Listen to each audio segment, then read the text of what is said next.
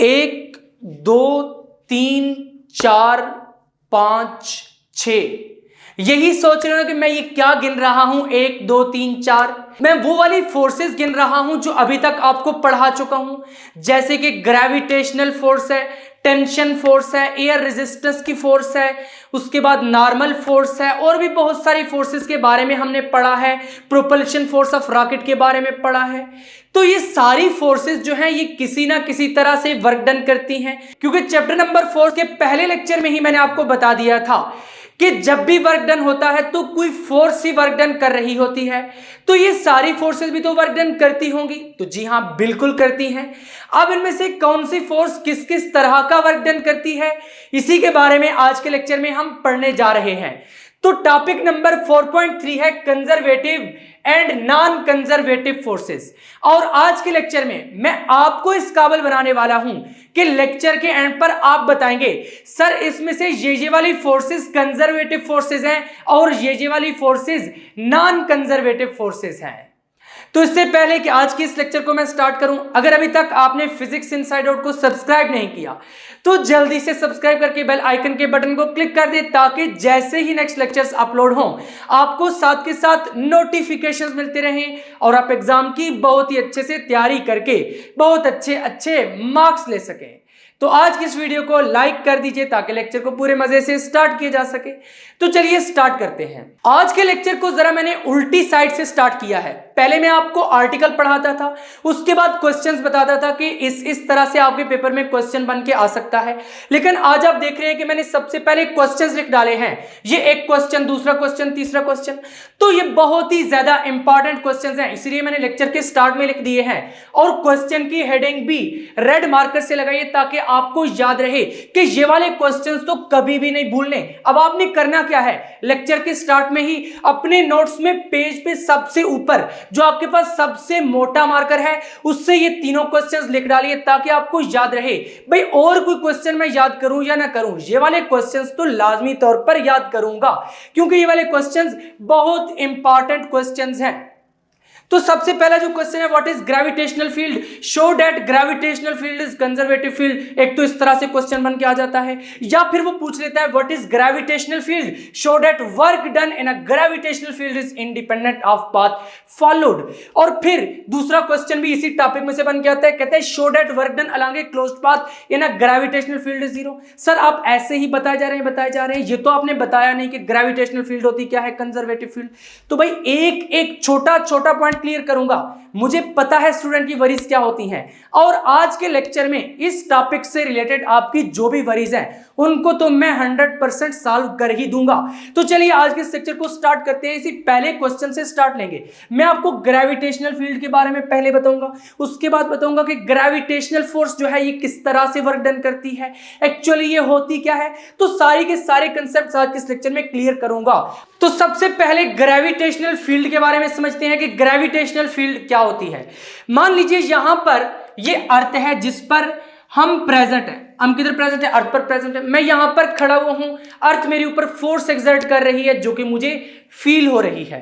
अब कोई भी ऑब्जेक्ट अगर यहां से मैं छोड़ूंगा तो ये नीचे आएगा, क्योंकि अर्थ इस पर क्या कर रही है, फोर्स लगा रही है। देखो साइंस कैसे बनती है। न्यूटन सर ने तो ये देखा कि सेब नीचे आया, उनके मन में आया कि हाँ कोई ना कोई फोर्स है जो इसको नीचे ला रही है, और वो फोर्स कौन सी है, फोर्स ऑफ ग्रेविटी। जैसे आप एक दिन ऑब्जर्व करें कि आपकी अम्मी हांडी बना रही हैं, उनके हाथ से चम्मच जो है वो छूट गया, वो नीचे ही आकर गिरा, जमीन पर गिरा। आपने छत से एक पत्थर फेंका, वो भी नीचे ही आकर गिरा। फिर आपके हाथ से एक दिन बुक गिर गई, वो भी नीचे ही गिरी। कुल मिला के पता ये चला कि अर्थ उन सारे ऑब्जेक्ट्स पर क्या कर रही थी, फोर्स एक्सर्ट कर रही थी। यानी यहां पर कोई भी अगर ऑब्जेक्ट है, अर्थ इस पर फोर्स एक्सर्ट करेगी, ये अर्थ के करीब आएगा और अर्थ पर आकर क्या करेगा, फॉल कर जाएगा। लेकिन अगर यहीं पर मैं इस ऑब्जेक्ट को यहां पर ले जाऊं तो क्या ये यहां पर भी फील करेगा। मान लो एरोप्लेन के बारे में आपने सुना हुआ है, कभी न्यूज में सुना होगा कि एरोप्लेन क्रैश हुआ। एरोप्लेन क्रैश होकर किधर जाता है, जमीन पर ही आता है। तो पता ये चला कि यहां पर होगा, तब भी जो है वो ग्रेविटेशनल फोर्स तो एक्सर्ट कर रही है, अर्थ उसको अपनी तरफ अट्रैक्ट कर रही है। लेकिन अगर मैं इससे भी थोड़ा ऊपर मानूं कि ऑब्जेक्ट कोई यहां पर था, अब यहां पर भी जो न्यूटन सर ने लॉ ऑफ ग्रेविटेशन दिया था, उन्होंने तो ये कहा था कि अर्थ की जो ग्रेविटेशनल फोर्स है वो हर जगह प्रेजेंट है। चाहे वो किसी ऑब्जेक्ट पर कम लग रही है ज्यादा लग रही है, जो ऑब्जेक्ट जितना दूर होगा इतनी कम ग्रेविटेशनल फोर्स लगेगी, क्योंकि उन्होंने क्या ला दिया था, F is equal to GM1M2 over r square, यानी फोर्स क्या है, ये प्रोपोर्शनल है 1 अवर आर स्क्वायर के। तो आर जितना ज्यादा होगा और ऊपर से उसका स्क्वायर भी होगा तो F बहुत कम हो जाएगी।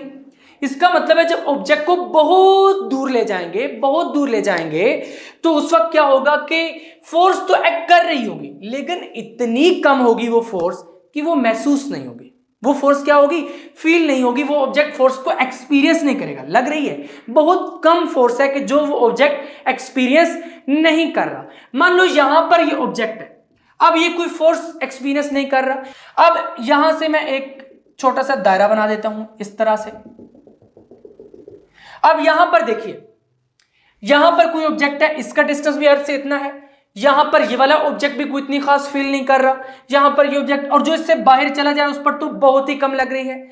अब इस दायरे के अंदर अंदर जो भी ऑब्जेक्ट होगा वो इस अर्थ की ग्रेविटेशनल पुल को एक्सपीरियंस करेगा, इस अर्थ की ग्रेविटेशनल पुल को क्या करेगा, फील करेगा। तो इस दायरे के अंदर ये जितनी भी स्पेस है बच्चों, इसको हम कहते हैं ग्रेविटेशनल फील्ड। यानी ग्रेविटेशनल फील्ड का फिर मतलब ये हुआ कि वो वाला रीजन जिसमें अर्थ किसी भी ऑब्जेक्ट पर फोर्स एक्सर्ट करती है, या वो वाला रीजन जिसमें कोई भी ऑब्जेक्ट अर्थ के ग्रेविटेशनल पुल को क्या करता है, एक्सपीरियंस करता है। या फिर मैं कुछ इस तरह से भी कह सकता हूं कि ये एक स्पेस या रीजन है अराउंड दी अर्थ इन विच जो ग्रेविटेशनल पुल है अर्थ का वो एक्ट करता है उस ऑब्जेक्ट पर। तो यही होगी ग्रेविटेशनल फील्ड। तो ग्रेविटेशनल फील्ड की सबसे पहले यहां पर क्या कर देंगे, डेफिनेशन लिख देंगे। तो चलिए लिखते हैं डेफिनेशन। यहां पर ग्रेविटेशनल फील्ड की यही डेफिनेशन लिख दी है, the space around the earth in which it's gravitational force acts on a body, कि ऐसी स्पेस अराउंड द अर्थ जिसमें अर्थ किसी भी ऑब्जेक्ट पर ग्रेविटेशनल फोर्स एक्सर्ट करती है, वो रीजन क्या कहलाएगा, ग्रेविटेशनल फील्ड। जैसे भी यहां पर मैं आपको बता चुका हूं। अब देखिए कोई भी ऑब्जेक्ट अगर अर्थ के ग्रेविटेशनल फील्ड में आता है तो वहां पर उस पर फोर्स ऑफ ग्रेविटी एक्ट होगी। अब ये जो फोर्स ऑफ ग्रेविटी है ये कुछ वर्क डन करेगी, क्योंकि मैंने आपको बताया था जब भी वर्क डन होता है तो कोई ना कोई फोर्स करती है। तो फोर्स ऑफ ग्रेविटी किस तरह का वर्क करती है इसके बारे में ही हमने आज के लेक्चर में मेन डिस्कस करना है। तो सबसे पहले हम देखेंगे कि फोर्स ऑफ ग्रेविटी जो वर्क करती है वो वर्क किस तरह का होता है, किस तरीके का होता है। मान लीजिए कि यहां पर ये सरफेस ऑफ अर्थ है। क्या है बच्चों, सरफेस ऑफ अर्थ। अब एक ऑब्जेक्ट है, एक डब्बा है। क्या है, एक डब्बा है।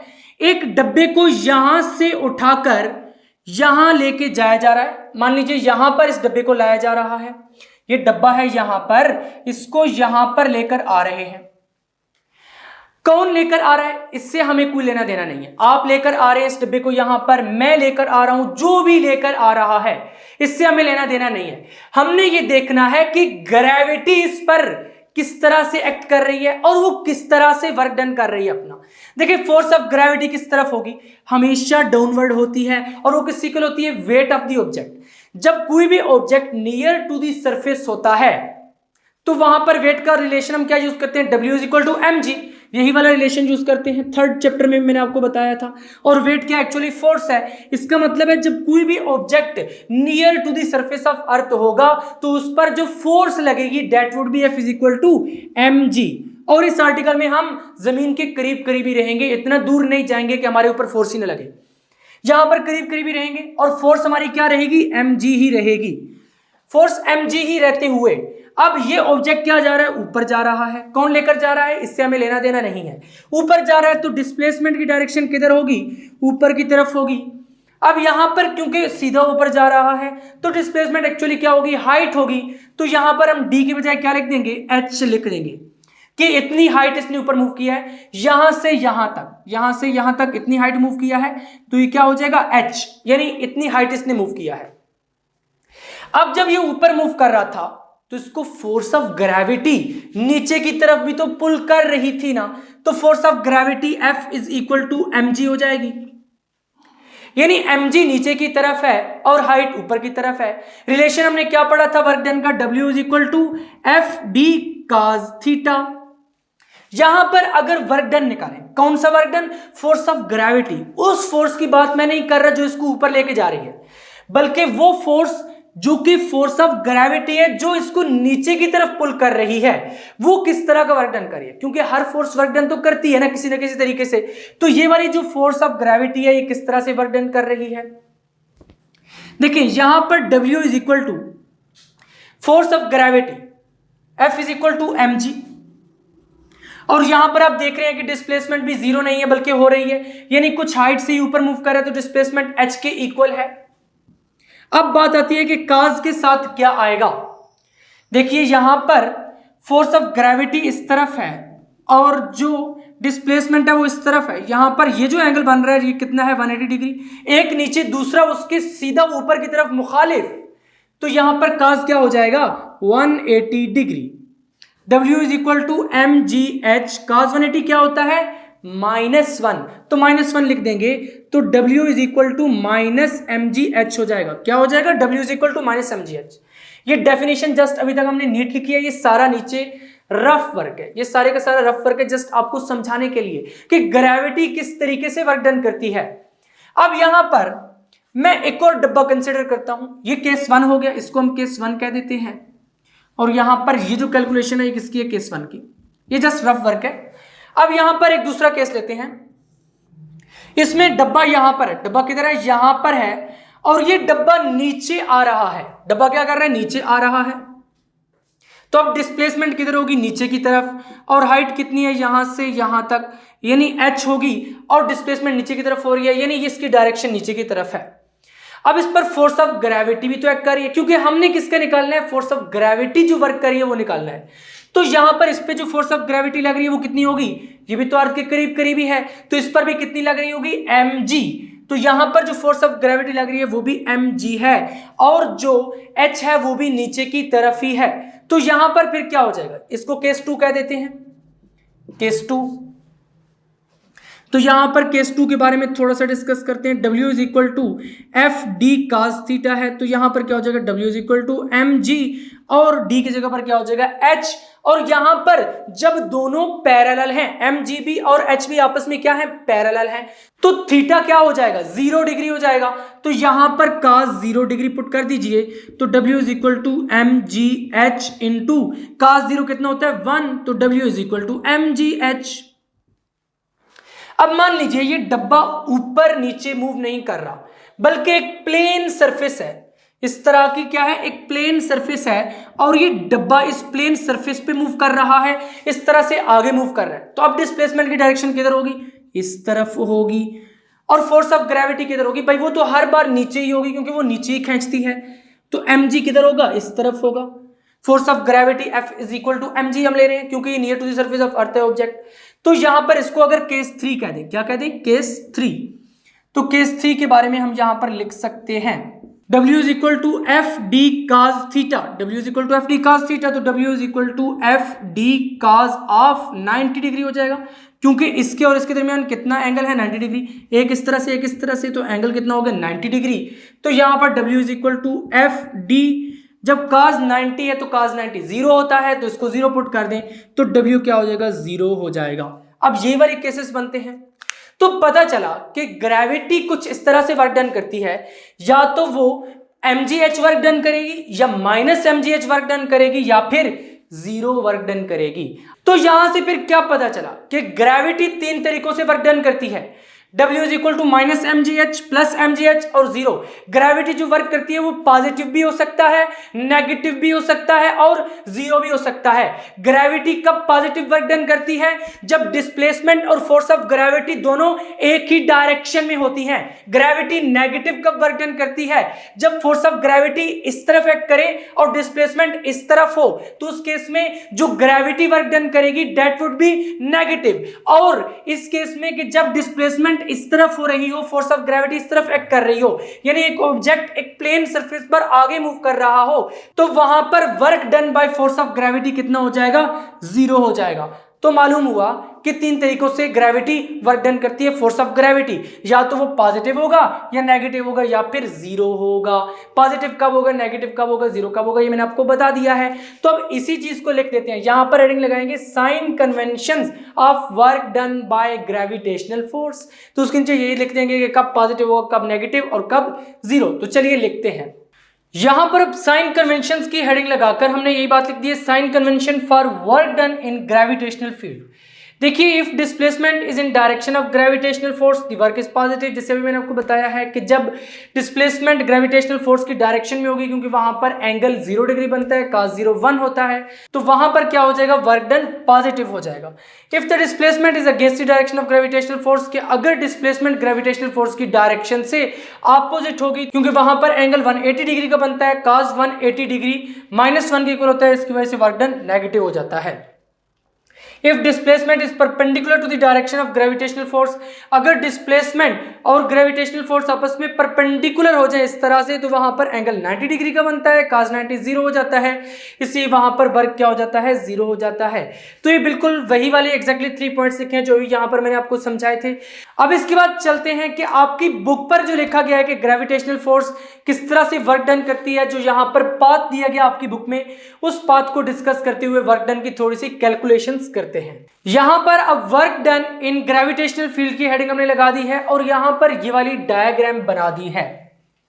सिनेरियो कुछ इस तरह से है कि ये एक बिल्डिंग है यहां पर। अब करना क्या है, यहां पर ये फ्लोर है, ये पॉइंट ए है, इस पॉइंट ए से पॉइंट बी तक मूव करना है। अब उसके बहुत सारे तरीके हैं मूव करने से, या तो मैं पहले इस तरफ मूव करूं और फिर सीधा यहां से यहां पे चला जाऊं, एक तरीका ये है, या फिर ये मैं यहां से यहां तक मूव करूं फिर यहां पर चला जाऊं, या फिर ये मैं ऐसे टेढ़ा मेढ़ा पाथ फॉलो करते हुए यहां पर चला जाऊं। मकसद ये है कि ए से बी तक पहुंचना है, जो मर्जी आप पाथ फॉलो करें, काम क्या करना है, ए से बी तक पहुंचना है, यानी यहां से इस पॉइंट से लेकर इस पॉइंट तक पहुंचना है। अब यहां पर इस पॉइंट से लेकर ए से लेकर बी तक कौन पहुंचाएगा, इससे हमें कोई लेना देना नहीं है, कौन सी फोर्स उसको पहुंचा रही है, इससे हमें कोई लेना देना नहीं है। हमने देखना यह है कि जब ये पॉइंट ए से पॉइंट बी पर कोई पार्टिकल है वो मूव किया है, तो उस पर फोर्स ऑफ ग्रेविटी ने कितना वर्क डन किया, ये चीज हमने डिस्कस करनी है। अब यहां पर हमने इसी चीज के बारे में डिस्कस करना है, तो सबसे पहले लिख दिया है let us consider a body of mass m, कि एक बॉडी कंसीडर करें मास m की। यहां पर लेट से ये एक बॉडी है मास m की जिसका मास स्मॉल m है। वहां पर अभी हमने डब्बा कंसीडर किया था कि डब्बे को यहां से यहां तक लेके जाए, यहां पर ये कुछ है कि एक बॉडी है उसको यहां से यहां तक ले जाए, बात तो वही रहेगी। कहते हैं कि body is displaced from point A to B, कि बॉडी को ए से बी तक डिस्प्लेस किया है with constant speed in the presence of gravitational force, कि कांस्टेंट स्पीड के साथ मूव किया है और presence of gravitational force. Obviously जब ये सब कुछ अर्थ की सरफेस के करीब है तो वहां पर ग्रेविटेशनल फोर्स प्रेजेंट है, क्योंकि हम पढ़ भी ये रहे हैं ना कि ग्रेविटेशनल फील्ड में ऐसी फील्ड जिसमें अर्थ उस पर क्या कर रही है, फोर्स ऑफ ग्रेविटी एक्सर्ट कर रही है, तो इस पर फोर्स ऑफ ग्रेविटी एक्सर्ट हो रही है। यहां पर कहता यह है कि इस केस में फिर जो ग्रेविटेशनल फोर्स एक्ट करेगी इस पार्टिकल पर किसी भी पॉइंट पे वो mg होगी। देखिए near to the surface of earth, अगर ये मार्कर यहां पर हो, फोर्स कौन सी एक्ट कर रही है, mg, यहां पर हो mg, यहां पर हो mg। हम ये सारे का सारा setup near to the surface of earth consider करें, अर्थ से दूर जाएंगे फिर तो फोर्स ऑफ ग्रेविटी कम हो जाएगी, यानी वेरी करेगी, बहुत ऊंचा जाएंगे तो वेरिएबल का केस हम नहीं ले रहे। यहां पर हम कांस्टेंट का केस ले रहे हैं, काम को बड़ा सीधा सीधा आसान करेंगे कि कांस्टेंट फोर्स है, यहां पर भी mg लग रही है, यहां पर भी mg लग रही है, मार्कर यहां पर है तब भी mg, यहां से मूव करके यहां तक पहुंच गया तब भी mg, यहां पे पहुंचा तब भी mg, यहां पे पहुंचा तब भी mg, जहां भी पहुंचा है फोर्स जो लग रही है पार्टिकल पे, जो फोर्स ऑफ ग्रेविटी लग रही है वो क्या है, mg।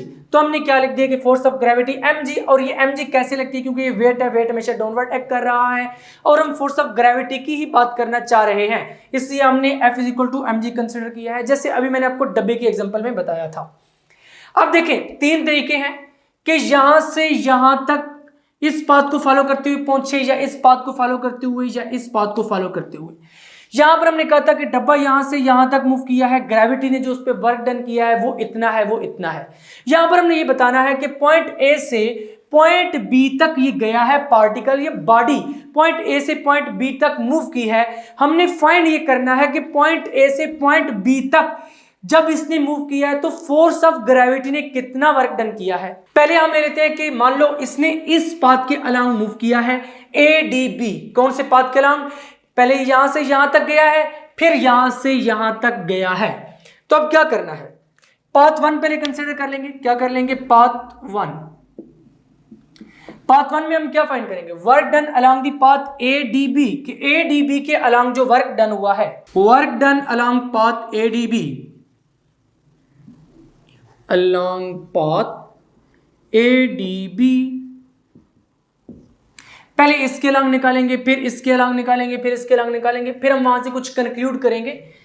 अब यहां पर पाथ 1 के अलोंग निकालते हैं। देखिए पाथ 1 के अलोंग हमने जो केस पढ़ा वो क्या था, वो तो इस तरह से था कि सीधा ऊपर जाए, सीधा नीचे आए, या इस तरह से जाए। इसके अलावा हमने कोई केस पढ़ा नहीं ना पढ़ा। तो यहां पर फिर हम करते इस तरह से हैं, जो पाथ है लेट्स से अगर एडीबी फॉलो किया है उसको इस तरह और इस तरह में क्या कर लेते हैं, डिवाइड कर लेते हैं। क्योंकि हमने क्या पढ़ा है, हमने इस तरह पढ़ा है कि डब्बा ऊपर गया, डब्बा नीचे आया, डब्बा इधर मूव किया, तो यहां पर भी इसको इस तरह से करना है कि इधर इधर वाले में डिवाइड कर लेना है। तो मैं इसको पहले ए से डी तक सॉल्व करूंगा, यानी यहां पर ये जो बॉडी है ये इधर गई, फिर बॉडी इधर गई। बॉडी जब यहां से यहां तक गई है उस वक्त कितना वर्क डन हुआ है, जो ग्रेविटेशनल फोर्स है उसने कितना वर्क डन किया है, वो हम सबसे पहले फाइंड करते हैं। तो किस तरह से लिखेंगे, work done by gravitational force, bye gravitational force along the path ADB। देखिए पहले हमने इसी पाथ के निकालना है। हमने कहा है कि इस पाथ पे बॉडी मूव करती हुई बी तक पहुंची है, तो ए डी बी तक फाइंड करना है। तो पहले हम ये वाला लेंगे ए टू डी, फिर डी टू बी, क्योंकि हमारे पास जो फार्मूले हैं हमने जो पढ़े हुए हैं वो हैं इसी तरह से कि केस हम पहले इस तरह वाला कंसीडर करेंगे, फिर इस तरह वाला करेंगे। बस उन डब्बों को आपने नहीं भुलाना, वो जेन में रखना है। उन डब्बों को जेन में रखकर चलेंगे तो ये काम सारा बहुत आसान होता जाएगा। बस यहां पे डब्बे के बजाय एक बॉडी है, तो किस तरह से लिखेंगे, WADB work done along path ADB, W यानी यहां से यहां तक जो वर्क डन हुआ है WAD प्लस WD2B। अब मैंने आपको ऑलरेडी पढ़ाया हुआ है कि इस तरह मूव करेगा तो कैसे होगा, इस तरह मूव करेगा तो कैसे होगा। तो पहले हम A to D सॉल्व करते हैं। A to D क्या है, ये वाला है, यानी यहां पर इसने इस तरह से मूव किया है। और यहां पर एक और बात भी याद रखें, A से B तक ये जो पाथ है इसको हमने नाम दिया पाथ 1 का, इसको हमने नाम दिया पाथ 2 का और इसको पाथ 3 का। पहले हम पाथ 1 के लिए सॉल्व करें, इसे हमने पाथ 1 की हेडिंग लगाई है। अब यहां पर WA to D पहले फाइंड करेंगे, फिर WD to B फाइंड करेंगे। Now WA to D is equal to, now WA to D work done along path A to D is equal to, यहां पर देखें जो फोर्स लग रही है वो कौन सी है, क्योंकि हम कंसिडरिंग फोर्स ऑफ ग्रेविटी कर रहे हैं कि फोर्स ऑफ ग्रेविटी ने कितना वर्क डन किया है। तो यहां पर FD cos थीटा में जो F होगा ये वो वाली फोर्स है जिसको हमने कंसिडर किया हुआ, हमने फोर्स ऑफ ग्रेविटी को कंसिडर किया हुआ है। तो क्या लिखेंगे, FD cos theta, FD cos theta में F क्या है, mg, और D कितना है, डिस्प्लेसमेंट कितनी हुई है A से D तक, AD cos ऑफ, अब एंगल कितना आएगा, A to D गया है। देखिए फोर्स ऑफ ग्रेविटी किधर होती है, हमेशा डाउनवर्ड होती है, और डिस्प्लेसमेंट किधर हो रही है, इस तरफ, यानी फोर्स ऑफ ग्रेविटी इस तरफ है, डिस्प्लेसमेंट इस तरफ है। A to D मूव कर रहे हैं, फोर्स ऑफ ग्रेविटी जो कुछ भी हो जाए डाउनवर्ड ही होगी। इस पाथ के अलग मूव कर रहे हैं, फोर्स ऑफ ग्रेविटी डाउनवर्ड होगी, इसके अलग मूव कर रहे हैं तब भी डाउनवर्ड होगी। जिस भी पाथ के अलग मूव करे, भाई वेट तो हमेशा डाउनवर्ड रिएक्ट करता है, अर्थ अपनी तरफ ही अट्रैक्ट करती है ना। तो यहां पर फिर क्या होगा, जो फोर्स ऑफ ग्रेविटी है वो इस तरफ एक्ट कर रही है और जो डिस्प्लेसमेंट है वो इस तरफ हो रही है A to D। तो यहां पे एंगल कितना बनेगा, 90 डिग्री। तो यहां पर लिख दीजिए cos ऑफ 90 डिग्री, 90 दर्जे का एंगल बनेगा। ठीक हो गया। Then this implies that WA to D is equal to mg into AD into cos of 90 कितना होता है, 0। cos ऑफ 90 क्या होता है, 0। यहां पर सिंस करके लिख भी दें, cos 90 degree is equal to 0। तो क्या हो जाएगा, ये कुल मिला के जब 0 से मल्टीप्लाई हो रहा है, कुछ भी 0 से मल्टीप्लाई कर दें, आंसर क्या आता है, 0। तो WA to D कितना हो जाएगा, इज इक्वल टू 0। तो यहां पर फिर क्या समझ आया कि A से D तक जो वर्क हुआ वो 0 है। तो यहां पर मैंने भी आपको ये नहीं बताया था कि जब डब्बा प्लेन सरफेस पे इस तरह मूव करेगा वर्क डन 0 होगा। तो यहां पर बॉडी ने पहले इस तरह प्लेन सरफेस पे मूव किया है ना, A to D, तो वर्क डन कितना आया, 0 आया है। अब यहां पर हमने क्या निकालना है, WD to B, क्योंकि दूसरी चीज हमने ये निकालनी है WD to B। इसको आप इक्वेशन नंबर 1 कह दें, क्योंकि यहां पर फिर हमने वैल्यूज पुट करनी होंगी, पहले ए टू डी की फिर डी टू बी की। तो किस तरह से लिखेंगे, and W D to B is equal to, यहां पर भी रिलेशन क्या लगेगा, F D cos theta. F D cos theta कब लगता है, जब फोर्स कांस्टेंट होती है। फोर्स हमने ऑलरेडी कांस्टेंट ही ली हुई है, उसके लिए तो हमारे पास प्रॉब्लम ही नहीं है। अब जब W D to B discuss करेंगे, यानी यहां से यहां तक, तो देखिए इस तरह से बॉडी मूव कर रही है। अब क्या हो रहा है, देखिए डिस्प्लेसमेंट की डायरेक्शन किधर है, इस तरफ। ग्रेविटी फिर भी नीचे की तरफ एक्ट करेगी, ग्रेविटी इस तरफ है, डिस्प्लेसमेंट इस तरफ है। एंगल कितना बना, 180 डिग्री। तो क्या हो जाएगा यहां पर, mg इंटू डिस्प्लेसमेंट क्या है, D to B, D B displacement हो जाएगी, और काज कितना हो जाएगा, 180 डिग्री, क्योंकि ये उल्टा है। ग्रेविटी इस तरफ है और डिस्प्लेसमेंट इस तरफ हो रही है, यानी फोर्स नीचे की तरफ, डिस्प्लेसमेंट ऊपर की तरफ। तो this implies that W D to B is equal to M G. अब डी बी एक्चुअली क्या है, ये हाइट है ना, एच, इसको हमने क्या कहा हुआ है, एच कहा हुआ है। तो यहां पर डी बी को एच पुट कर दीजिए, काज ऑफ 180 डिग्री कितना हो जाएगा, -1 की इक्वल हो जाएगा। तो यहां पर लिख दीजिए cos of 180 degree is equal to -1। Then this implies that W D to B is equal to -mgh। तो डब्बे वाली मिसाल को जरा जहन में लाइए। मैंने कहा था जब डब्बा ऊपर मूव करेगा, तो क्या होगा, -mgh। यहां पे ये बॉडी ऊपर मूव कर रही थी, तो वर्क डन क्या हुआ, -mgh। अब क्या करेंगे, इस इक्वेशन नंबर 1 में ये दोनों उठाकर पुट कर देंगे, तो हमें WADB मिल जाएगा। नाउ इक्वेशन 1 बिकम्स, इक्वेशन 1 क्या बनेगी, WADB इज इक्वल टू, पहले WA टू D पुट करना है, work done along path A to D, वो 0 है तो 0 पुट कर दीजिए, प्लस अब दूसरा कितना है, WD टू B कितना है, -mgh, तो -mgh पुट कर दीजिए। अब यहां पर WADB is equal to -mgh हो जाएगा। इसको आप इस तरह करें कि एक डब्बे में बंद कर दें और ये डब्बा मार्कर से बनाइएगा। यहां पर अब ये ADB पाथ का आ चुका है। हमने कहा है कि उसके पास 3 पॉसिबिलिटीज है, इस पाथ से भी मूव कर सकता है, इससे भी मूव कर सकता है, और टेढ़ा मेढ़ा भी मूव करके जा सकता है। तो इसको आप इस तरह से कीजिए, इक्वेशन 1 स्टार कह दीजिए। क्या कह दीजिए, इक्वेशन 1 स्टार। अब इस सारे को मैं रेस कर दूंगा, उसके बाद पाथ 2 की बात करूंगा। तो पाथ 2 में क्या होगा, ACB। साथ के साथ अपने नोट्स प्रिपेयर करते रहें। आपने इसी तरह से अपने नोट्स में भी लिखना है, और देन इसी तरह से आपने पेपर में भी लिखना है हेडिंग्स की फॉर्म में, ताकि आपको बहुत अच्छे मार्क्स मिल सके।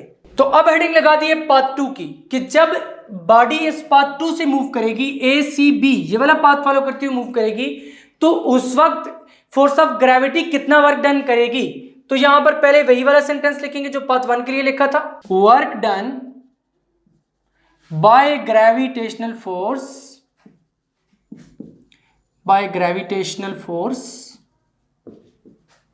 along path,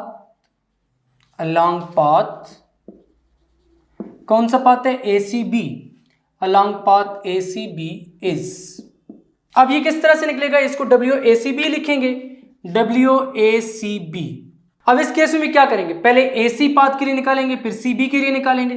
तो लिख दीजिए WA to C plus WC to B, यानी पहले A से C तक फाइंड करेंगे, फिर C से B तक फाइंड करेंगे, क्योंकि हमने पहुंचना तो A से B तक ही है। अब यहां पर क्या होगा, now WA to C is equal to, अब देखिए यहां पर क्या हो रहा है, A टू C में ये बॉडी ऊपर जा रही है, तो इस केस में डिस्प्लेसमेंट की डायरेक्शन किधर होगी, इधर होगी, और जो फोर्स ऑफ ग्रेविटी उसकी डायरेक्शन किधर होगी, वो तो डाउनवर्ड ही होगी। तो फिर इस केस में फोर्स ऑफ ग्रेविटी तो mg है, और जो पाथ है वो क्या है, AC, यानी डिस्प्लेसमेंट यहां से यहां तक डिस्प्लेस हुआ है तो AC हो जाएगा, cos ऑफ 180 डिग्री हो जाएगा यहां पर भी। तो WA to C, this implies that WA to C is equal to mg। अब AC कितना है, AC यहां पर हमने लिखा है h की इक्वल है, तो उसको h की इक्वल कर दे। cos ऑफ 180 डिग्री कितना होता है, -1, तो यहां पे सिंस करके लिख दीजिए cos of 180 degree is equal to -1। तो this implies that WA to C is equal to minus M G H. And दूसरा हमने क्या निकालना है, डब्ल्यू सी टू बी।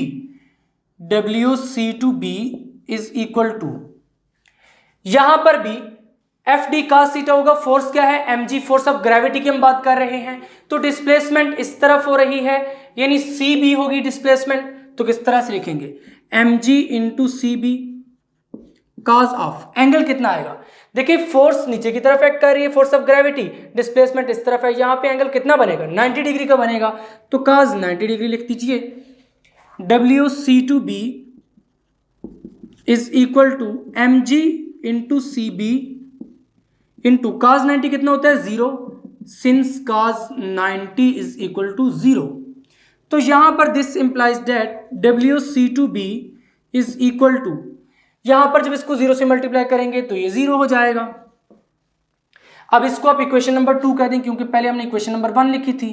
अब लिखेंगे now equation 2 becomes, now equation 2 becomes, कि इक्वेशन 2 क्या बन रही है, W A C B is equal to, W A to C है तो ए टू सी कितना था, minus M G H, plus W C to B है next, W C to B 0 है। तो this implies that W A C B is equal to minus M G H. तो यहां पर भी क्या आ गया है, माइनस एम जी एच आ चुका है। तो ये क्या हो जाएगा, इसको हम इक्वेशन नंबर 2 स्टार कह देंगे, जिस तरह उसको इक्वेशन नंबर 1 स्टार कहा था। अब पहले हमने क्या किया था, ए डी बी के अलांग जब उसने मूव किया है तो उस वक्त ग्रेविटी ने कितना वर्क डन किया है, जब ये पाथ फॉलो किया ए सी बी तब ग्रेविटी ने कितना वर्क डन किया है, वो हमने इस इक्वेशन में लिखा है। तो अगर आप ऑब्जर्व करें, जो इक्वेशन 1 एस्टेरिक थी, यानी इक्वेशन 1 स्टार और इक्वेशन 2 स्टार, इन दोनों में माइनस एम जी एच ही आ रहा है। अब तीसरे पाथ की तरफ चलते हैं, जो कि डायरेक्ट ए टू बी है, यानी इस टेढ़े मेढ़े पाथ से चलते हुए ए से बी तक पहुंचना है। तो अब इस टेढ़े मेढ़े पाथ से किस तरह से वर्क डन फाइंड करेंगे उसको देखते हैं। यहां पर अब नेक्स्ट हेडिंग लगा दी है पाथ 3, यानी इस थर्ड पाथ के अलॉन्ग जब ये बॉडी मूव करेगी तो उस वक्त ग्रेविटी, फोर्स ऑफ ग्रेविटी कितना वर्क डन करेगी। In order to calculate the work done along the curve path, हम क्या करेंगे कि पाथ को हॉरिजॉन्टल और वर्टिकल स्टेप्स में डिवाइड कर लेंगे। अब इस तरह क्यों करना है, देखिए हमने क्या पढ़ा था, डब्बा ऊपर जाएगा, डब्बा नीचे जाएगा, डब्बा ऐसे जाएगा। अब इस तरह तो हमने केस पढ़ा ही नहीं था कि डब्बा ऐसे ऐसे भी जाएगा, ऐसा भी तो हो सकता है। तो ऐसे में हम इस तरह करते हैं कि इस तरह वाले पाथ को इस तरह इस तरह इस तरह इस तरह इस तरह हॉरिजॉन्टल और वर्टिकल स्टेप में डिवाइड कर लेते हैं, क्योंकि हमें हॉरिजॉन्टल का भी पता है, इस तरह वर्क डन निकालते हैं, वर्टिकल का भी पता है। तो इस केस में फिर हम क्या करेंगे, इसको हॉरिजॉन्टल और वर्टिकल छोटे छोटे स्टेप्स में डिवाइड कर देंगे। किस तरह से, मान लीजिए यहां पर कुछ इस तरह से इसको हम डिवाइड कर लेंगे। अब फिर यहां पर काम आसान हो जाएगा, इन हॉरिजॉन्टल पाथ्स का हम सेपरेटली फाइंड कर लेंगे और जो वर्टिकल पाथ्स हैं उनका सेपरेटली फाइंड कर लेंगे, और जब कुल मिलाएंगे तो ये वाला पाथ बन जाएगा ए टू बी। यानी छोटी छोटी सीढ़ियां बना लेंगे इस पाथ के लिए, क्योंकि हमारे पास हॉरिजॉन्टल का भी फार्मूला है, वर्टिकल का भी, जो हमने साइन कन्वेंशंस में भी पढ़ा था। हॉरिजॉन्टल के लिए तो देखें, अगर डब्बे को मैं इस तरह से मूव करूंगा तो यहां पर डिस्प्लेसमेंट इस तरह से होगी, फोर्स ऑफ ग्रेविटी इस तरह एक्ट कर रही होगी, cos 90 बनेगा, cos 90 0 होगा। तो हॉरिजॉन्टल सारे पाथ्स के लिए क्या हो जाएगा, वर्क 0 हो जाएगा। तो work done along horizontal steps. अब यहां पर हमने यही सेंटेंस लिख दिया, no work is done for these steps because mg is perpendicular to displacement for horizontal steps. क्योंकि हॉरिजॉन्टल स्टेप्स के लिए mg क्या है, परपेंडिकुलर है, फोर्स ऑफ ग्रेविटी नीचे की तरफ एक्ट कर रही है और डिस्प्लेसमेंट की डायरेक्शन ये है। देखिए फर्स्ट स्टेप में भी जब ये आगे मूव करेगा, डिस्प्लेसमेंट की डायरेक्शन इधर और फोर्स ऑफ ग्रेविटी की डायरेक्शन नीचे, mg की डायरेक्शन नीचे, क्योंकि एंगल 90 का बन रहा है, cos 90 0 होता है, तो wh क्या हो जाएगा, 0 हो जाएगा। सारे के सारे हॉरिजॉन्टल स्टेप्स के लिए क्या हो जाएगा, 0। अब यहां पर जो नेक्स्ट हेडिंग आपने लगानी है वो है work done along vertical steps.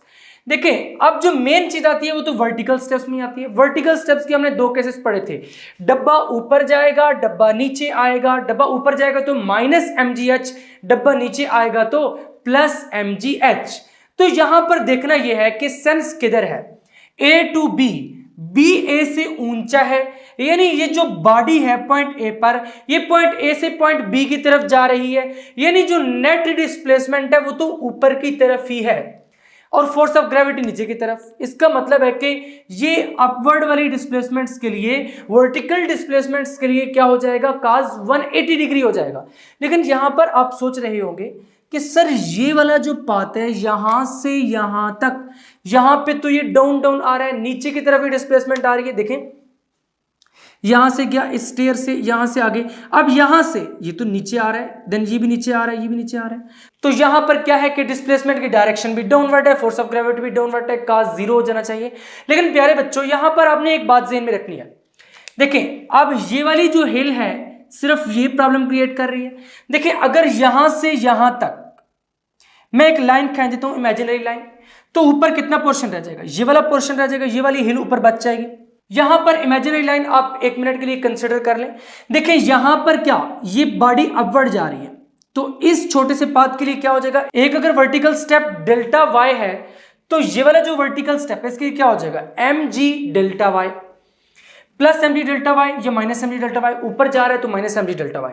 देखिए इसके मुकाबले में इधर plus M G delta Y भी तो है, तो ये वाला इसके मुकाबले में कैंसिल, ये वाला इसके मुकाबले में कैंसिल, ये वाला इसके मुकाबले में कैंसिल। जो नेट डिस्प्लेसमेंट का सेंस है ए टू बी वो ऊपर की तरफ ही है, यानी डिस्प्लेसमेंट ऊपर की तरफ और फोर्स ऑफ ग्रेविटी नीचे की तरफ, दोनों ऑपोजिट, इसलिए एंगल कितना 180 डिग्री।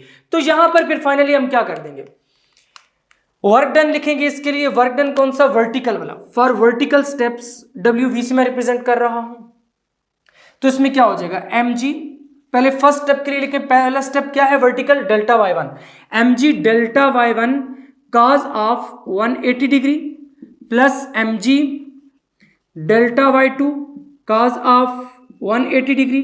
देखिए ये फोर्स तो कांस्टेंट है, mg हर जगह पर लग रही है, प्लस चलते चलते चलते mg डेल्टा वाई एन, जो आखिरी वर्टिकल स्टेप है उसको हम डेल्टा वाई एन कह रहे हैं, तो delta Y N cos of 180 degree.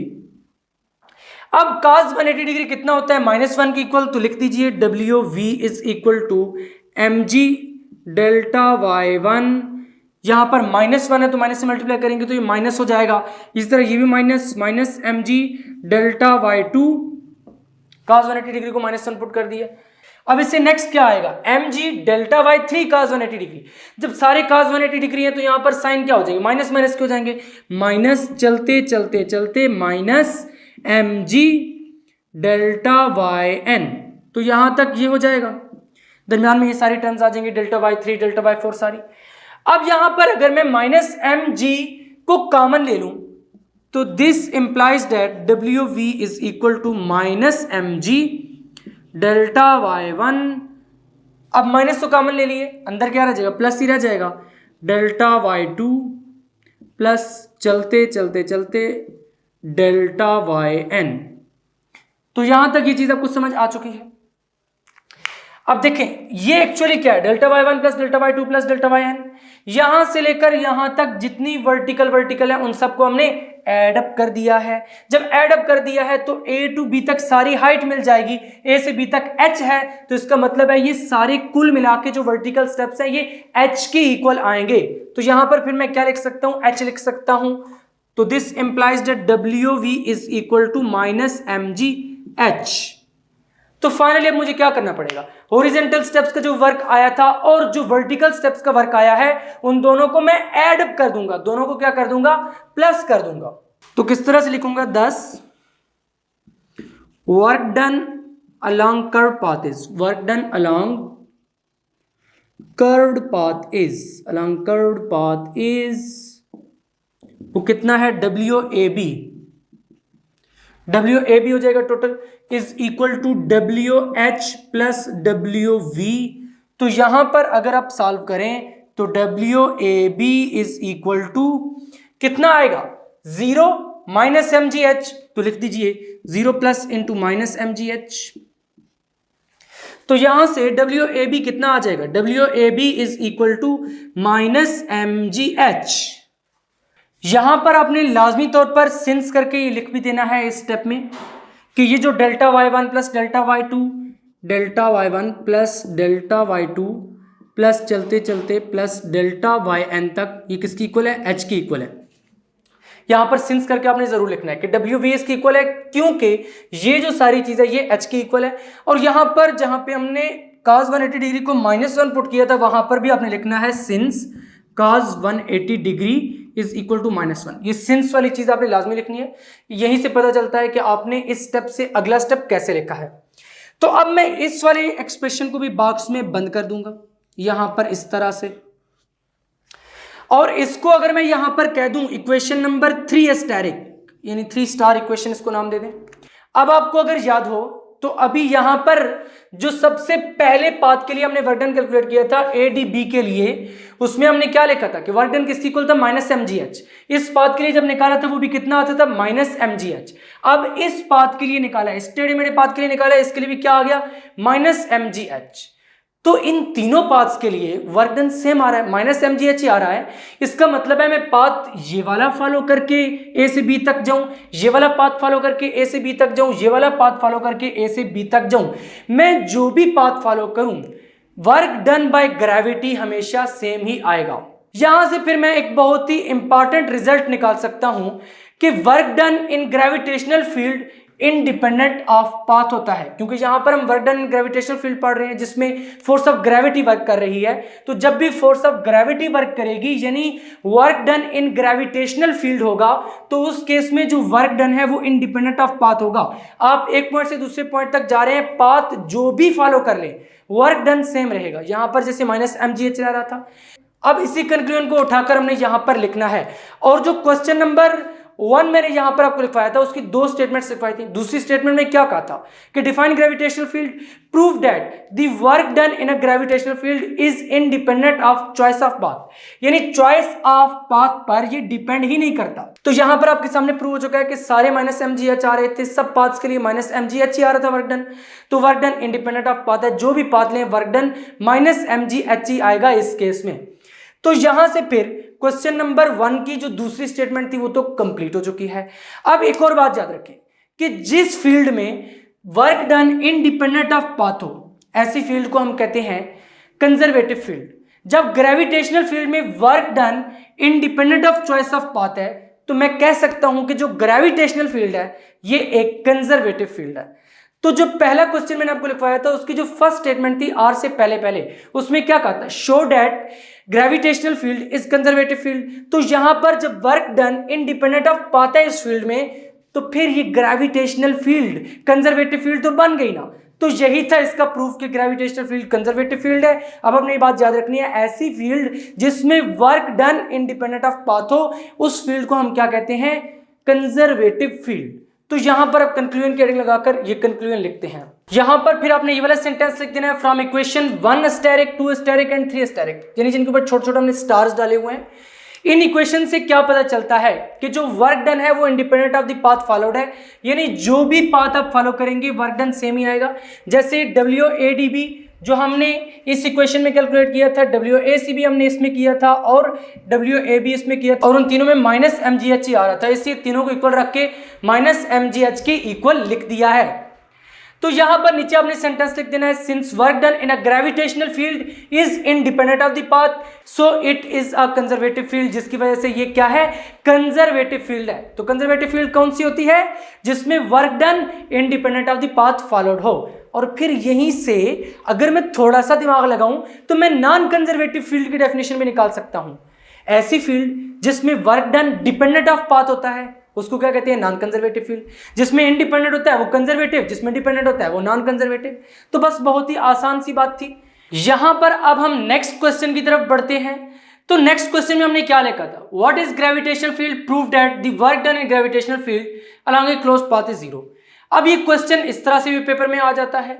अगर आप अपनी बुक पर देखें पेज नंबर 73 पर, तो वहां पर भी आर्टिकल के एंड पे लिखा गया है, can you prove that the work done along a close path such as ACBA and ADBA by the gravitational force is 0।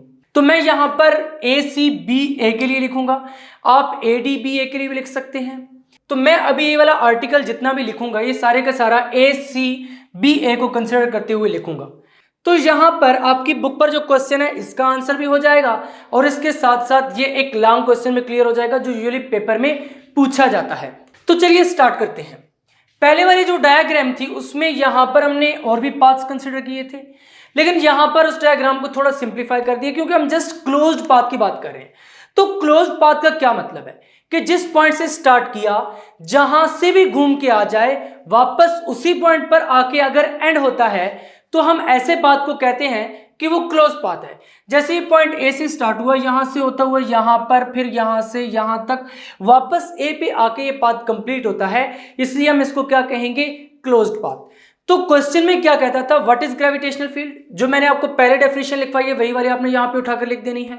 Then heading लगाई है work done in gravitational field along a closed path. ये वाली heading लगाने के बाद आपने इस तरह से proper neat and clean diagram draw करनी है, जिसमें यहां पर मैंने आपको बताया था कि एक बिल्डिंग है जिसकी हाइट h है और ये एक बॉडी है जो कि इस क्लोज पाथ के अलोंग मूव करेगी।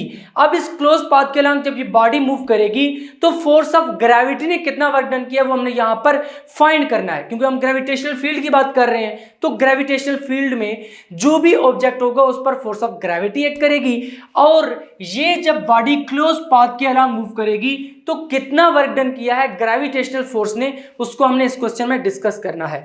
तो सबसे पहले हमने इस छोटी सी एक बॉडी को कंसीडर कर रही है, इसका मैथ स्मॉल m है। Consider a body of mass m move with constant speed. इसको कांस्टेंट स्पीड के साथ इस क्लोज पाथ में मूव कराया गया along a close path ACBA। अब इस क्लोज पाथ के अलोंग मूव कराया गया है इन the presence of gravitational force, कि यहां पर ग्रेविटेशनल फोर्स भी प्रेजेंट है। और ग्रेविटेशनल फोर्स कितनी होगी, mg। ये through out the path constant रहेगी। कैसे रहेगी ऑलरेडी मैं आपको पहले एक्सप्लेन कर चुका हूं। तो यहां पर भी वही सेंटेंस लिखना है, the gravitational force acting on the body is F is equal to mg। The work done by gravitational force acting on a body when it is moved along a closed path ACBA, कि जब ये body इस path के along move करेगी ACBA तो वहां पर gravity ने जो वर्क डन किया वही हमने निकालना है और उसको क्या प्रूव करना है कि वो जीरो के इक्वल आता है। तो मैं प्रॉपर इसको एक लॉन्ग क्वेश्चन के वे में लेकर चल रहा हूं, आपने इसी तरह अपने नोट्स में लिखना है। और ये सारे का सारा मैं दोबारा से इसलिए कर रहा हूं ताकि आपके नोट्स प्रॉपर प्रिपेयर हो जाए और आपको ये मालूम हो कि आपने किस तरह से पेपर में क्वेश्चन को सॉल्व करना है। पहले वाला लॉन्ग क्वेश्चन तो एंड हो चुका है, ये दूसरे वाला लॉन्ग क्वेश्चन है। तो इसमें जो वर्क डन होगा हम कैसे निकालेंगे, देखें अब इसने इस तरह मूव किया है, हमारे पास जो रिलेशंस थे जो हमने डिस्कस किया है वो क्या किया है कि डब्बा ऐसे जाएगा, डब्बा ऐसे जाएगा, डब्बा ऐसे जाएगा, यानी ऊपर जाएगा, नीचे आएगा, सीधी प्लेन पे मूव करेगा। तो यहां पर भी हम इसको इस तरह के पाथ्स में कंसीडर कर लेंगे। पहले A to C मूव करेगा, फिर C to B मूव करेगा, फिर B to A मूव करेगा। तो हमें क्या करना पड़ेगा, पहले A C पाथ का वर्क निकालना पड़ेगा, फिर C B का निकालना पड़ेगा और फिर B A का, और फिर फाइनली हम इन तीनों वर्क डन को ऐड कर देंगे। जब ऐड करेंगे तो यहां पर हमारे पास कुछ इस तरह से बन के आएगा, WACBA, ACBA का जो वर्क डन है is equal to WA to C, A to C, C to B and then WB to A। तो इन सारे के सारे वर्क डन को हम ऐड कर देंगे। जब ऐड करेंगे तो हमें work done along a close path मिल जाएगा। अब सबसे पहले फाइंड क्या करना है, work done along a path AC। तो यहां पर क्या हेडिंग लगाएंगे, work done along path, work done along path. तो किस तरह से लिखेंगे, work done bye a gravitational force along path AC is, work done bye a gravitational force along path AC is. तो ये कितना हो जाएगा, देखिए इसको हम किससे लिखेंगे, WAC। अब यहां पर क्योंकि फोर्स कांस्टेंट लग रही है mg, तो कौन सा रिलेशन यूज करेंगे, FD cos थीटा वाला, और फोर्स जो कि ग्रेविटी एक्ट कर रही है that is gravitational force acting on a body mg, तो ये फोर्स mg हो जाएगी और डिस्प्लेसमेंट कितनी हो जाएगी A to C, तो इसको आप AC लिख दें, देन cos थीटा।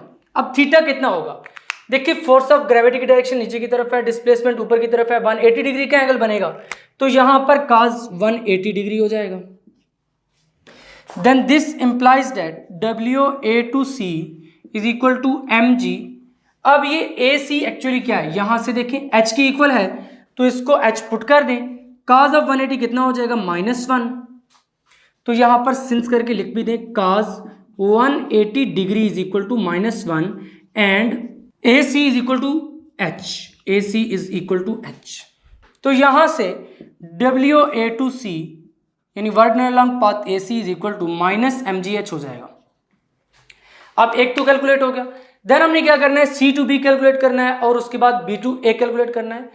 तो इसको आप इक्वेशन नंबर 1 कह दीजिए। तो चलिए अब work done along path CB find करते हैं। तो यहां पर अब हेडिंग क्या लगाएंगे, work done along path C B. किस तरह से, वर्क डन अलोंग पाथ, कौन से पाथ के अलोंग हो रहा है, सी बी। तो वही वाला सेंटेंस फिर लिखेंगे, work done by gravitational force, bye gravitational force along path CB is, along path CB is, तो वो कितना हो जाएगा, WCB is equal to, force तो यहां पर भी mg ही लगेगी और डिस्प्लेसमेंट कितनी होगी, CB होगी, जिस तरह पहले हमने कैलकुलेट किया था, cos थीटा। अब थीटा कितना आएगा, देखिए डिस्प्लेसमेंट इधर हो रही है, फोर्स ऑफ ग्रेविटी हमेशा नीचे लगती है, 90 डिग्री का एंगल बनेगा, तो cos 90 डिग्री हो जाएगा। Then this implies that WCB is equal to MGCB। cos 90 कितना होता है, 0 के इक्वल होता है, तो यहां पे सिंस करके लिख भी दें कि cos 90 degree is equal to 0। तो this implies that WC2B is equal to 0 हो जाएगा। अब पहले हमने A to C निकाला था, अब C to B, देन कौन सा रह गया, B to A। B to A भी निकालेंगे तो हमारे पास तीनों का निकल कर आ जाएगा। तो चलिए आप लिखते हैं work done along curve path, work done along path BA। देखिए यहां पर अब work done along curve path भी लिख सकते हैं, work done along path BA। अब ऑलरेडी हमने जो कैलकुलेट किया था वो क्या किया था, A to B, अब हमने कैलकुलेट करना है B to A। पहले हम नीचे से ऊपर गए थे, अब ऊपर से नीचे आ रहे हैं। तो इस केस में हम क्या करेंगे कि इस पाथ को वर्टिकल और हॉरिजॉन्टल स्टेप्स में डिवाइड कर लेंगे। तो चलिए पहले उनको डिवाइड करते हैं और उसके बाद यहां पर लिखते हैं। यहां पर फिर हमने कर्व पाथ कंसीडर करने के बाद इसको small horizontal and vertical steps में डिवाइड कर दिया, इस तरह पहले मैंने आपको बताया है। तो इस केस में भी क्या होगा कि जो हॉरिजॉन्टल स्टेप्स होंगे उनके लिए वर्क डन 0 हो जाएगा। क्यों 0 होगा, क्योंकि डिस्प्लेसमेंट इस तरफ है और जो फोर्स होगी वो इस तरफ, cos 90 बनेगा, cos 90 0 हो जाएगा, जिसकी वजह से W हॉरिजॉन्टल 0 हो जाएगा। तो यहां पर क्या हेडिंग लगाइए, work done along path BA in order to calculate the work done by gravitational force along curve path. In इस कर्व पाथ के अलोंग वर्क डन को फाइंड करने के लिए जो ग्रेविटेशनल फोर्स ने किया है, इसको हम डिवाइड कर देंगे large number of small horizontal, this is horizontal and this is vertical. अब यहाँ पर ये एक्स वाई भी हमने सीरीज ड्रा की है कि जो इस डायरेक्शन में डेट इज एक्स, जो इसमें है वो वाई है। तो इस केस में क्या हो जाएगा, work done along horizontal steps, क्योंकि force mg is perpendicular to displacement. Force mg क्या है, वो परपेंडिकुलर डिस्प्लेसमेंट की, कैसे परपेंडिकुलर है ये ऑलरेडी मैं आपको डिटेल में एक्सप्लेन कर चुका हूं जब मैंने आपको work done independent of path prove करवाया था। तो इस केस में फिर W हॉरिजॉन्टल क्या हो गया, 0 के इक्वल हो गया है। अब हमने W वर्टिकल निकालना है, यानी इन वर्टिकल स्टेप्स के लिए जो वर्क डन आएगा। तो चलिए उसको कैलकुलेट करते हैं। तो क्या हेडिंग लगाएंगे, work done along vertical steps, work done along vertical steps, यानी वर्टिकल स्टेप्स के अलोंग वर्टिकल स्टेप्स। तो इसको किस तरह से कैलकुलेट करना है, work done along vertical steps, work done along vertical steps, along vertical steps can be calculated as. तो इसको भी इसी तरह कैलकुलेट करेंगे जिस तरह हमने ऑलरेडी कैलकुलेट किया था। अब इस केस में क्या हो रहा है कि B to A आ रहा है, पहले क्या था, A to B था। अब जो A है ये डाउन है B से, यानी B से नीचे है ये, तो फिर नेट डिस्प्लेसमेंट का सेंस किधर होगा, डाउनवर्ड होगा।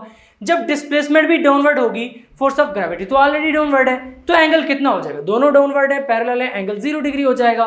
तो इस केस में हम क्या लिखेंगे, W vertical is equal to mg delta y1। Obviously अब B to A आ रहे हैं तो ऊपर से लिखना स्टार्ट करेंगे। अब ये वाला डेल्टा y1 होगा, तो cos 0 degree plus mg delta y2 cos 0 degree plus चलते चलते mg delta yn cos 0 degree. तो लास्ट पर जो होगा उसको हम डेल्टा yn कहेंगे। इस केस में फिर this implies that W vertical is equal to mg delta y1 cos 0 क्या हो जाएगा, 1 हो जाएगा, then mg delta y2 plus चलते चलते mg डेल्टा yn। तो यहां पर आप लिख दें cos 0 degree is equal to 1। तो then this implies that W vertical is equal to M G को कॉमन ले ले, अंदर क्या बचेगा delta Y one plus delta Y two plus चलते चलते डेल्टा वाई एन। तो फिर यहां पर क्या हो जाएगा W vertical is equal to M G. अब ये किसके इक्वल है एच के इक्वल है ऑब्वियसली, क्योंकि सारी वर्टिकल स्टेप्स को हम ऐड करेंगे तो हाइट ही आएगा। पहले ऑलरेडी मैं आपको ये बता चुका हूं एम जी एच, तो यहां पर सिंस करके लिख देंगे delta Y one plus delta Y two plus चलते चलते delta Y N is equal to H. तो यहां पर अब हमने वर्टिकल स्टेप्स के लिए कैलकुलेट कर लिया, हॉरिजॉन्टल स्टेप्स के लिए पहले किया था, वर्टिकल के लिए अब कर लिया है। तो work done along curve path फिर क्या हो जाएगा, तो यहां पर फिर लिखेंगे 10 work done along curve path is तो कर्व पाथ के अलोंग वर्क डन क्या हो जाएगा, कर्व पाथ कौन सा था B2A था, तो WBA is equal to W horizontal plus W vertical. तो यहां पर लिखेंगे पुटिंग वैल्यूज वी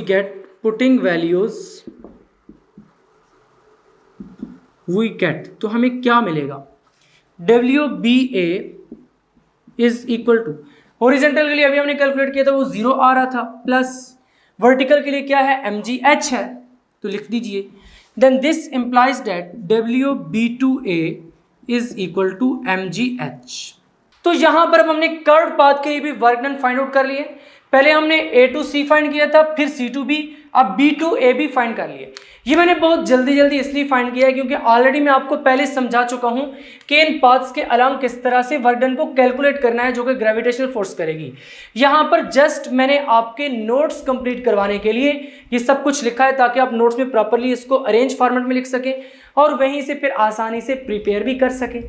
यहां पर अब हेडिंग क्या लगाएंगे, total work done along a closed path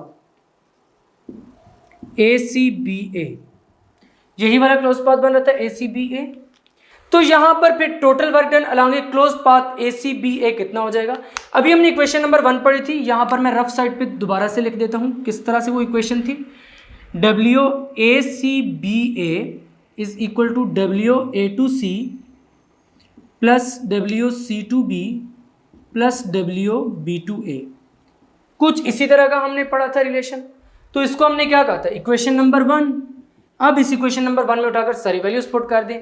A to C के लिए हमने जो कैलकुलेट किया था वो -MGH आ रहा था और जो C to B कैलकुलेट किया था वो 0 था और WB2A अभी यहां पर हमने लिखा है MGH। तो यहां पर फिर लिखेंगे putting values in equation 1, putting values in equation 1 तो इक्वेशन 1 क्या बन जाएगी, इस तरह से बन जाएगी। अब ये इक्वेशन 1 2 हम सेकंड क्वेश्चन के लिए सेपरेट से लिख रहे हैं, जो फर्स्ट में 1 2 थी वो तो खत्म हो गई, अब ये सेकंड क्वेश्चन के लिए सेपरेट से 1 2 स्टार्ट की है। तो इक्वेशन नंबर 1 ये वाली थी, इसमें किस तरह से वैल्यूज पुट करेंगे WACBA के work done along a close path निकाल रहे हैं। WA2C कितना था, ये वाला पाथ था -MGH प्लस WC2B 0 आ रहा था, देन प्लस WB2A यहां पर हमने लिखा है MGH की इक्वल है। तो यहां पर फिर WACBA इज इक्वल टू ये -MGH प्लस MGH क्या हो जाएंगे, कैंसिल हो जाएंगे और ये 0 है तो सारा कुल मिला के क्या हो जाएगा 0 के इक्वल हो जाएगा। तो यहां से फिर प्रूव हो गया ना कि work done in a gravitational field along a close path is 0। तो हमने कौन सा क्लोज पाथ लिया था ACBA, अब आप ADBA भी लेकर खुद प्रूव कर सकते हैं, वो भी बिल्कुल इसी फॉर्मेट में होगा। पहले आपने AD कैलकुलेट करना है, फिर DB कैलकुलेट करना है और उसके बाद BA इसी तरह से कैलकुलेट करना है, इस तरह मैंने आपको बताया है। तो इस तरह से फिर आपका ये वाला क्वेश्चन डन हो जाएगा। अब इसके आगे हम एक सेंटेंस लिख देंगे, hence work done along a close path, यहां पर स्पेस कम है, आपने सेंटेंस नीचे लिखना है, मैं आगे ही लिख रहा हूं, hence work done in gravitational field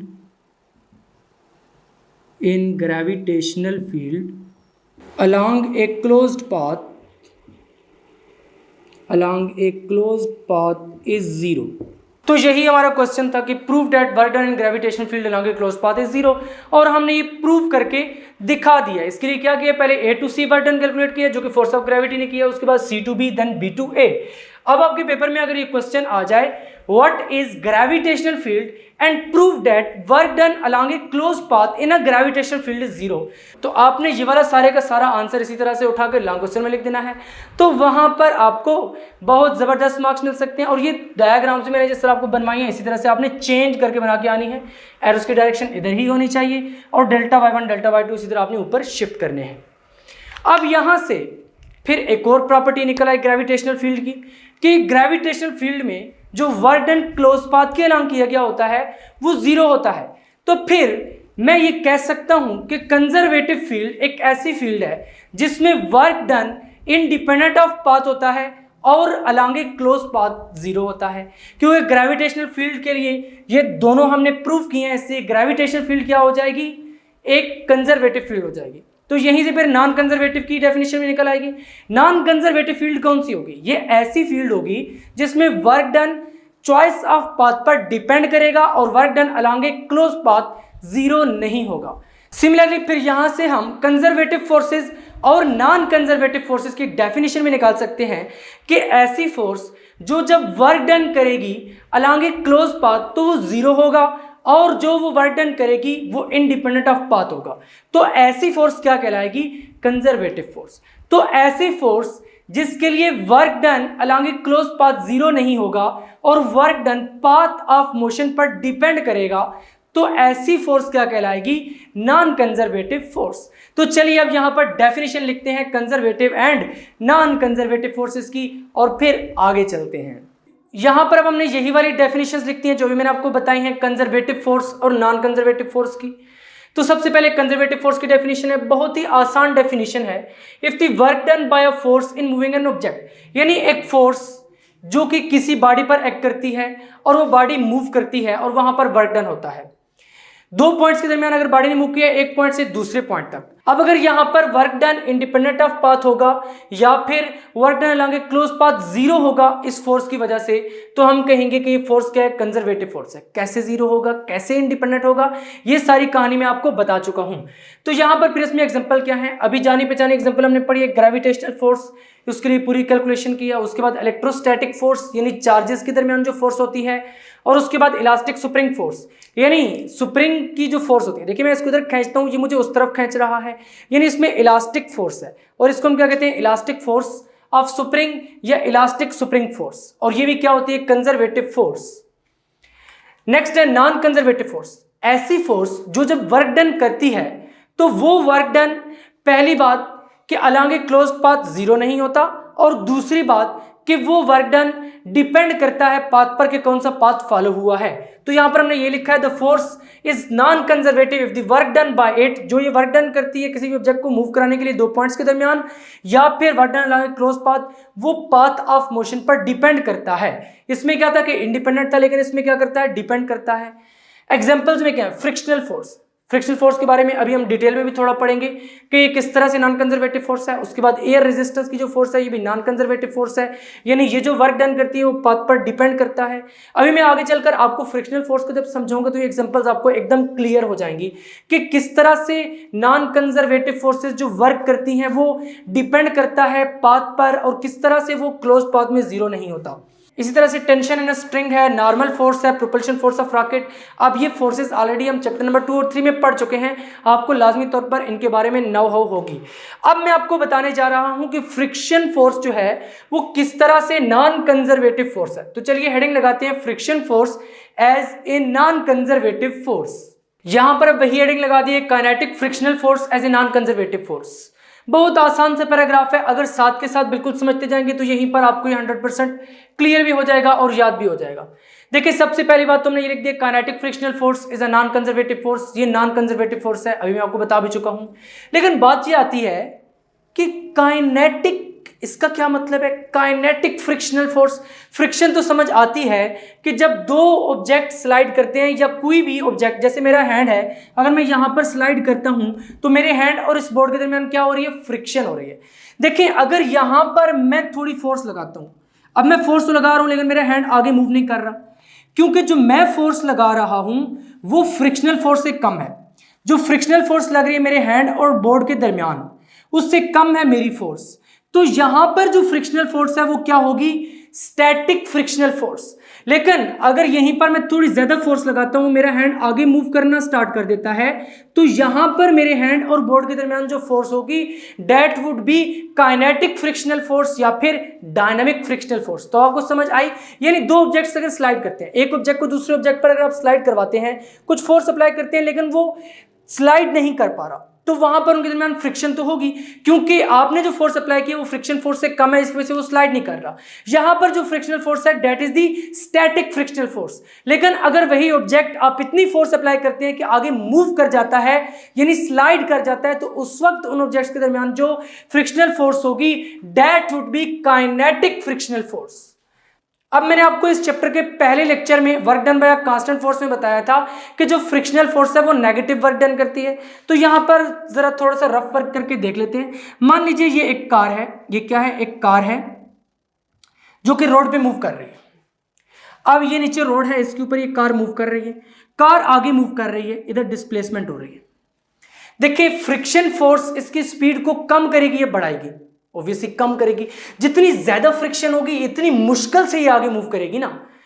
इसका मतलब है कि जो फ्रिक्शनल फोर्स है वो बैक साइड की तरफ लग रही है। फ्रिक्शनल फोर्स क्या है? बैक साइड की तरफ लग रही है।